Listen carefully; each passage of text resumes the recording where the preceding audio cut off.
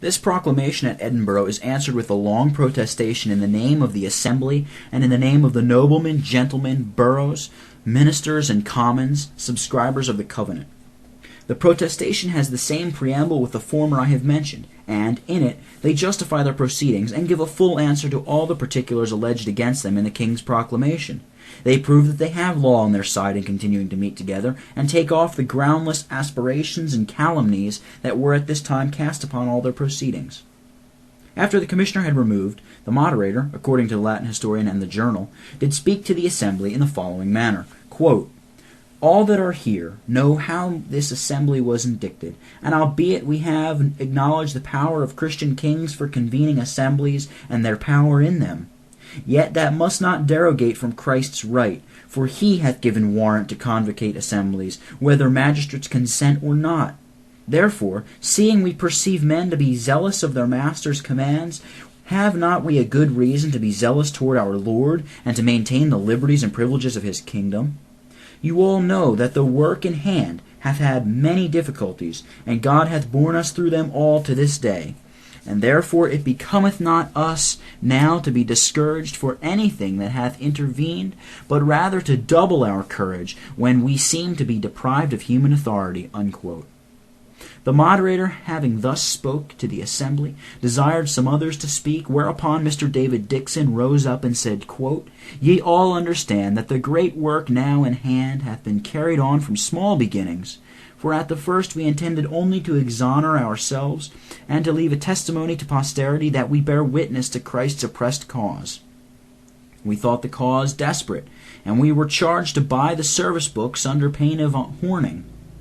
Yet we gave in supplication to the council, desiring them to hear us speak against such proceedings, and, when we knew not what to do next, God hath led us on step by step, keeping us still within the compass of his word and laws of his kingdom, for anything we know.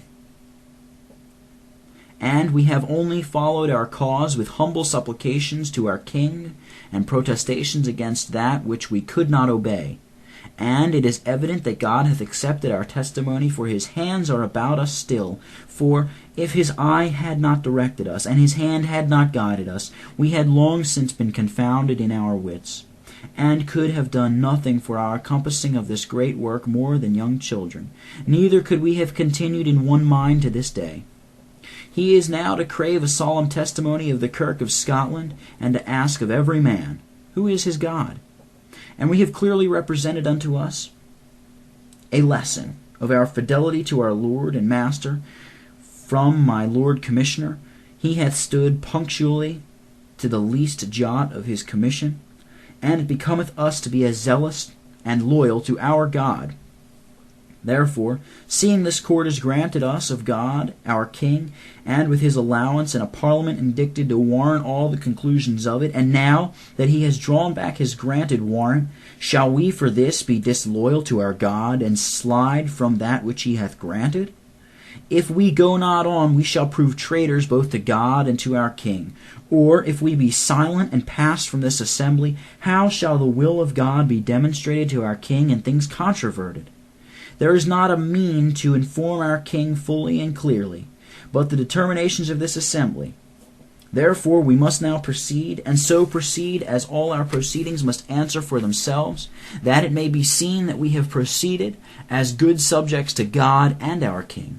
We must either go on, or take upon us all the imputations of scandalous and turbulent persons, and grant that there have been as many wrongs as there have been false imputations laid out against us, and this were to sin more deeply, and to quit these glorious privileges which Christ hath granted unto us above all our sister churches. Seeing there is not a mean to clear ourselves before the Christian world but this, let us go on in putting over the matter upon our Lord and Master, and he shall answer for us at the court of heaven, and justify us in the eyes of all that are wise." Unquote. I have transcribed the above speeches as they lie in the journal. There were several other ministers who likewise spake to the same purpose. These speeches did put life and courage not only into the members of assembly, but also into the multitude of spectators that were present, amongst whom, as the Latin historian and the journal report, was Lord Erskine. son to the noble Earl of Mar, then a member of the Privy Council, who came into the assembly, quote, and with tears besought that he might be admitted to sign the covenant and confession. He ingenuously confessed that his conscience frequently checked him, and also admonished him that with the first opportunity he should join himself to such a good cause, and having hitherto neglected to do so, said he perceived God was angry with him, and therefore desired their prayers on his behalf to the Lord, that his anger might be turned away from him, unquote. Many others followed the example of this noble youth. The above historian adds that, quote, the whole assembly looked upon it as a certain evidence of the divine countenance, that, when they were afraid that many should be intimidated and discouraged, and that they should turn their back upon the cause, yet at this very moment the hearts of some were so much confirmed, that, being moved as it were of God, and despising all dangers, they besought to be received into the covenant, unquote. Then the moderator put the question, according to the journal, whether they would adhere to the protestation newly read and continue, though the assembly was now discharged. And the assembly, all in one voice, except 6 or 7, declared solemnly that, with all their hearts, they adhered unto their protestation, that they resolved to continue till this assembly, after the settling of all matters, be dissolved by the common consent of the members thereof. The same thing is also reported upon the matter by the Latin historian. After this, the moderator put the following question: if, notwithstanding of the bishop's protestation and declinature, this assembly should hold themselves lawful or competent judges of the bishops. According to the Latin historian, the vote in the affirmative was unanimous. According to the journal, 3 or 4 vote in the negative. The Earl of Argyll, who was afterwards Marquis, though he was a member of Privy Council, and though he was not a member of the assembly, continued to attend all the sessions thereof, and he expressed his desire to hear the reasonings and judgment of the assembly concerning episcopacy and the 5 articles of Perth. And when the assembly determined that they were contrary to our national confession of faith, he declared his satisfaction with, and submission unto, their determination. This noble peer did here begin to distinguish himself by a concern for the Redeemer's glory and for his spiritual kingdom, and he continued steadfast unto the end, dying a martyr for the Lord's cause and testimony which he now espoused. Likewise, in the 8th session of the assembly, several others of the nobility expressed themselves after the same manner with the Earl of Argyll, and upon this occasion, according to the journal, the moderator said, though we had not a nobleman to assist us, our cause were not the worse nor the weaker, but there is occasion given us to bless God that they are coming in daily in throngs. The noblemen and others that were pursuers of the bishops insisted at this session that the assembly might proceed to try and judge the bishops, and the libel against the Bishop of Galloway, was read and delayed till another session. And the assembly, having discussed the process against the bishops in many sessions, as the printed acts bear, the most of them were deposed and excommunicated. 4 of them were deposed simpliciter, and 2 of them from their pretended episcopal function, upon the grounds and reasons that are laid down in the printed acts.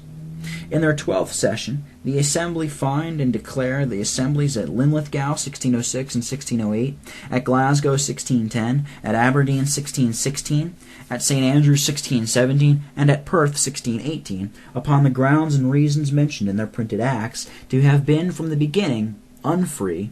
unlawful, and null assemblies, and never to have had, nor hereafter to have, any ecclesiastical authority. In the 13th session they condemned the oaths exacted by the prelates of entrance into the holy ministry as unlawful. In the 14th session the service book, the book of canons, and ordination are all condemned by the assembly as contrary to our confession of faith, and the High Commission Court is declared to be unlawful in itself and prejudicial unto the liberties of Christ's kingdom. In the 16th session, the assembly most unanimously, and with the hesitation of one only, find and declare that all episcopacy, different from that of a pastor over a particular flock, was adjourned by the confession of faith as it was sworn in the years 1580 and 81 and 1590, and therefore that it ought to be removed out of the kirk. After this unanimous sentence was passed, according to the journal, the moderator had the following speech, which deserves a room here. Quote, I think, says he, there be none of us here but have been oftentimes calling upon the name of God in secret and openly, that he and he only who was able to do it would have been pleased to stay the course of defection that was going on so fast, And I think there be none of us that did not earnestly desire and wish to have seen a day, to have taken it to consideration, whether we had transgressed the covenant of God or not, in going on in a course of defection. And now he hath granted this day, wherein we may call all matters to a reckoning, which day we much longed for. And many a time I myself besought God to stop this course of defection, and so he hath done. Many are the miseries, burdens, and calamities that have been upon this poor kirk these years bygone. And we were scorned by others, that it was for the breaking of covenant of God, and we trust it shall appear to the world when we are dead, that we have turned unto him, and renewed it again. It rests now that we be thankful unto the Lord for the same. And I trust that there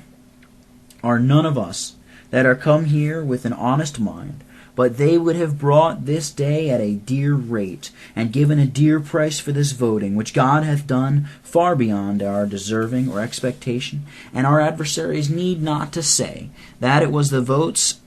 of a number of gentlemen and elders that carried all away. But blessed be God, the ministers and every one present here, with great unanimity, have gone together without any contradiction, which is a matter of admiration and wonder, for the which we know not what we shall render unto our gracious Lord. Therefore we shall not meddle with any other purpose now, but go all together and give thanks heartily to our Lord for his harmony." Unquote.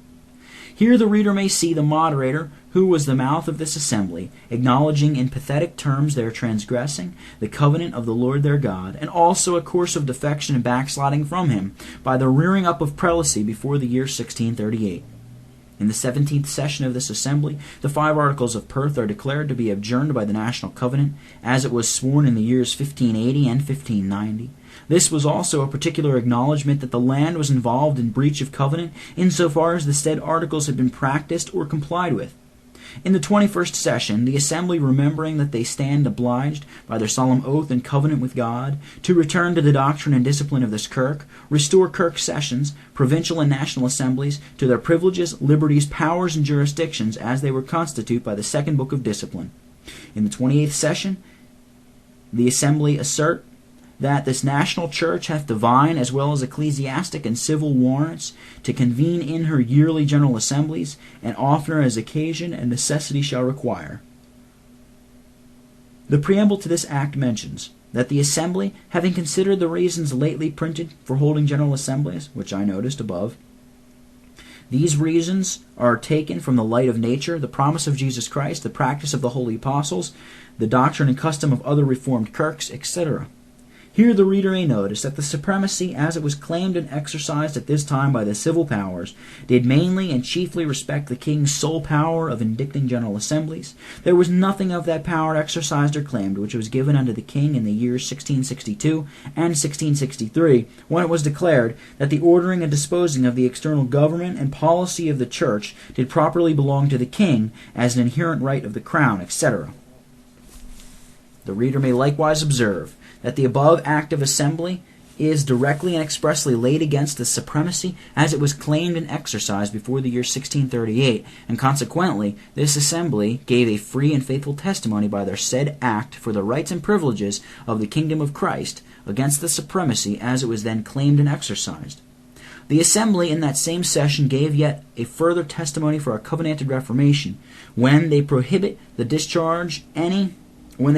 discharge any of the members of this church to swear or subscribe our national confession of faith, according to the sense imposed upon it by the king, who had caused publish a declaration bearing that he did not intend nor design by his commands bearing the said confession to be signed with the bond 1580 subjoined, which I have mentioned above, thereby to abjure but to defend episcopal government.